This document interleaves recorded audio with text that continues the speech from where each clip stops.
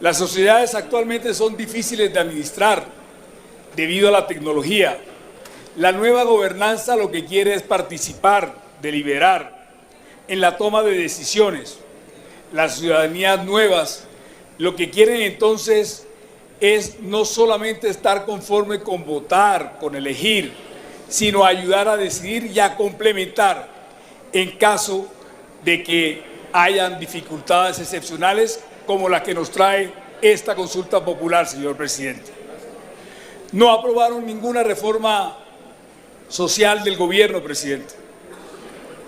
Y el nuevo ciudadano que ve que de pronto se han quebrantado sus derechos, que son fundamentales, es el que, por no definir y por una confrontación política, que claro que la hay y no la podemos soslayar, es que entonces se apela a la democracia participativa y es aquella la que debe acercar al Congreso.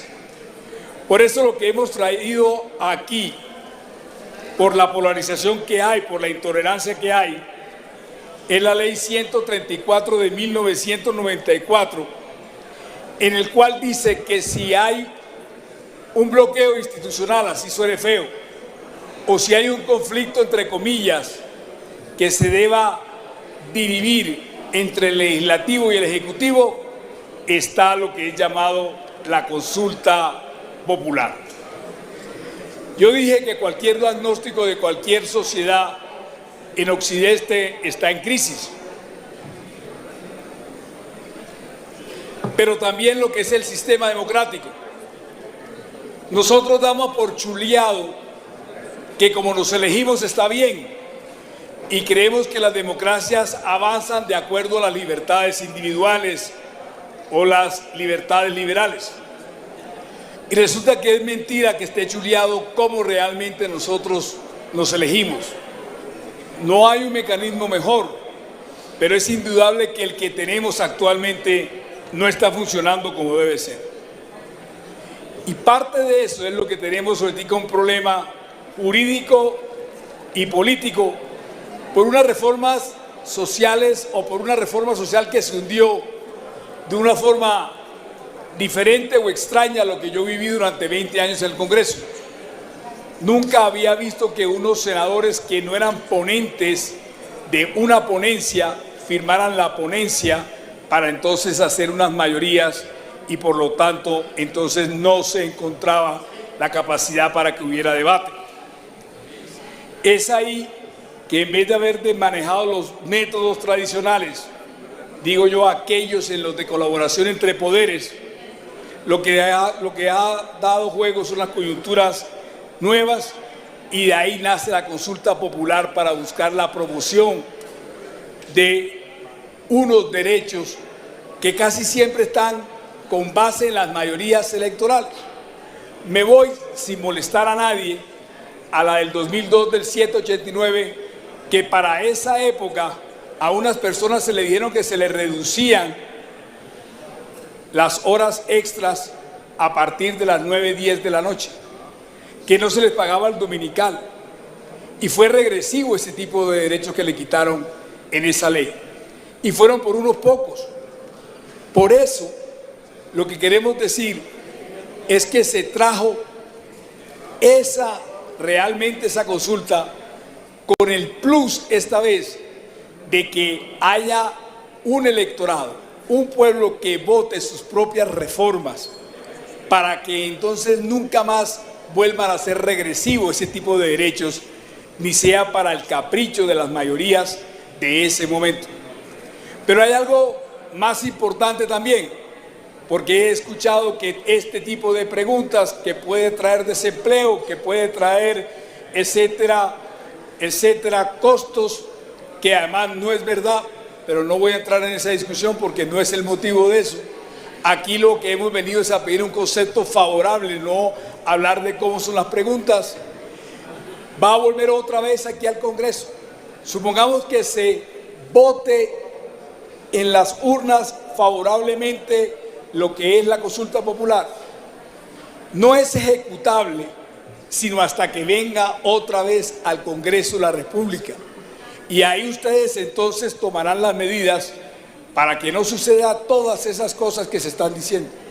La consulta, una vez aprobada, a los 2 periodos, tiene que hacerla al Congreso de la República, en los 2 periodos siguientes constitucionales.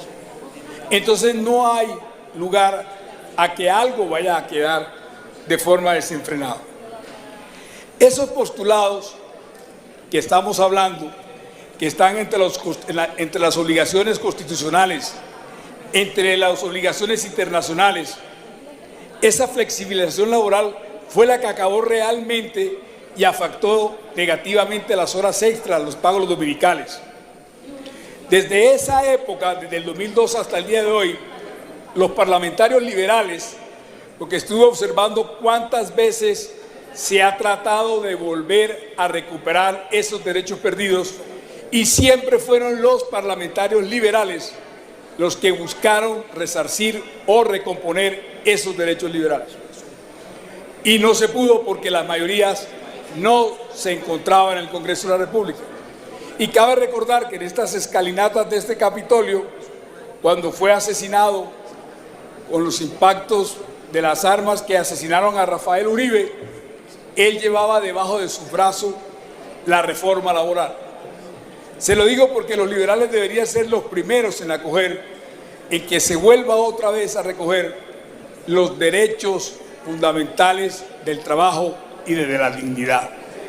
Dentro de esas obligaciones internacionales, también hemos recogido desde la ONU todo lo que se ha venido implementando para ello. Y encuentra usted de que hay postulados para el 2030 que tienen que ver con el derecho laboral, que buscan la creación del empleo, protección social, diálogo social y derechos en el trabajo. Es así que, insisto otra vez, para que esto no vaya a la deriva ni a los caprichos de las mayorías electorales, insisto, necesitamos esa consulta popular que le dé el plus de tener un arraigo popular, un mandato que nunca más vuelva a ser regresivo y que permanezca siempre en progresividad todos este tipo de derechos. Esta para mí de pronto es la fundamentación filosófica, si me permiten el término, de lo más importante, por qué es necesario esta consulta. Para cumplir estos postulados del Estado de Derecho, el trabajo digno aparece en los principios constitucionales, en los fundamentos de Estado de Derecho, en la parte de derecho fundamental, y la flexibilización lo único que hace es restringir este tipo de derechos fundamentales. Entonces hay 2 modelos de Estado en ese Estado social de derecho. Uno al que van solamente los fuertes, los hábiles, que son aquellos los que van a tener el poder, la habilidad para llegar a la felicidad.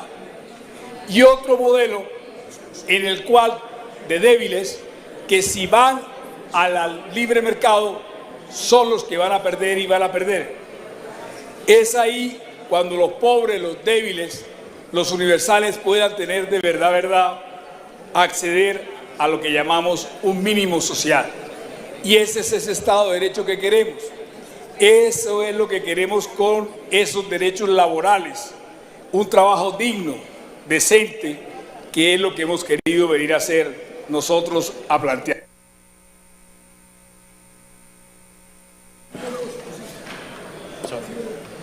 Un minuto, sí.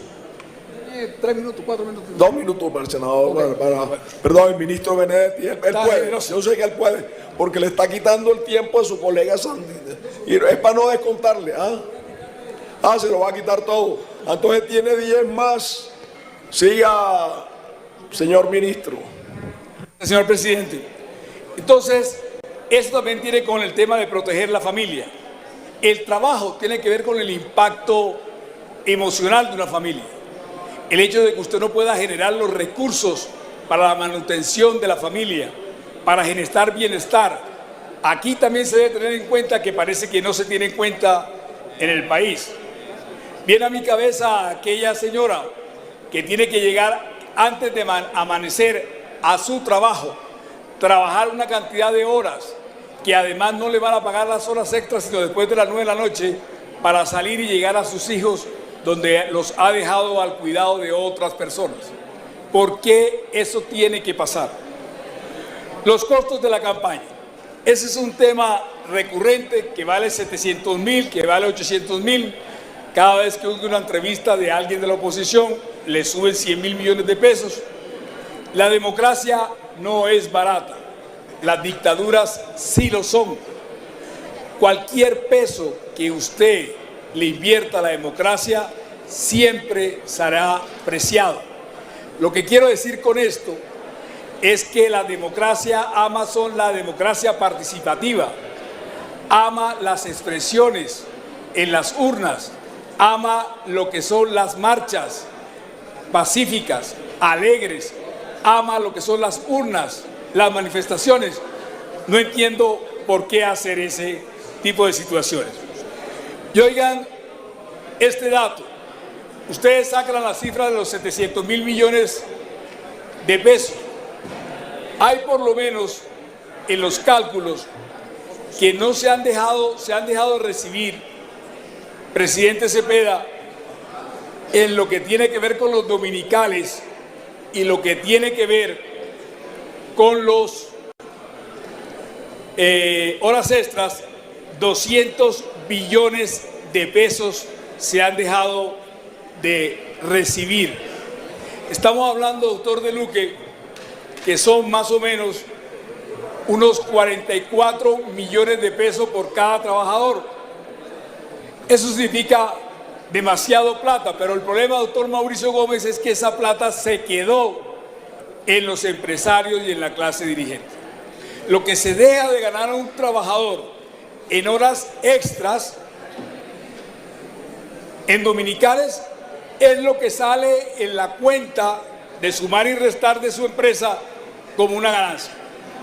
Y esta cifra que le voy a dar da más rabia y es más irrisoria todavía. Por un salario mínimo, si se le reconoce el recargo nocturno, son 2.000 pesos la hora. Y la hora extra habría que pagarle a esa persona 4.000 pesos. Yo le pregunto a ustedes si eso fue o eso es lo que quiere negar o lo que negó el Congreso de la República. Esas cifras ayudan a pensar que nosotros estamos bastante lejos de lo que puede ser una realidad o incluso de la misericordia y de la piedad. Ahora, la consulta popular, para los que les tiene miedo, porque veo que hay mucha gente que le tiene miedo a la consulta popular, o por lo menos los argumentos siempre son con temor, con base en el 2026, es la menos invasiva. Es una participación popular de temas profundos. No es una democracia directa, que además tiene que tener el beneplácito del Congreso de la República, no es normativa y que además vuelve otra vez al Congreso. No se va a refrendar nada en las urnas. Es un simple concepto. Volverá al Congreso y solo el Senado, de forma rara o diferente a otros temas que se tramitan en el Congreso de la República, se hace, señor presidente. Quiero despedirme para referirme a un tema que me he enterado por la prensa o que se ha hecho saber en los pasillos del Congreso, que ahora sí se quiere revivir lo que es la apelación de la reforma hundida en la Comisión Séptima. Me parece bien, lo celebro, señor presidente, pero es que ya han pasado 9 semanas desde que se hundió esa reforma y quedarían 5 semanas. Si su señoría hoy o mañana se vota esa apelación, lo manda a la comisión, llega la otra semana, va una semana, mientras que nombran ponentes y corriendo y con un compromiso irían 2 semanas. O sea que en 3 semanas tendríamos que debatir, doctor Honorio, en su comisión, no, en la suya no, ojalá.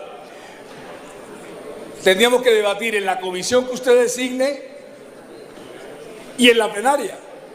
No dan los tiempos, porque esa ley muere el 20 de junio. No dan los tiempos. Ni así se hiciera en extras, dan los tiempos. Se lo digo porque varios amigos se han acercado con caras felices, espontáneos, creativos, para ayudar o buscar que esa puede ser una solución a esto.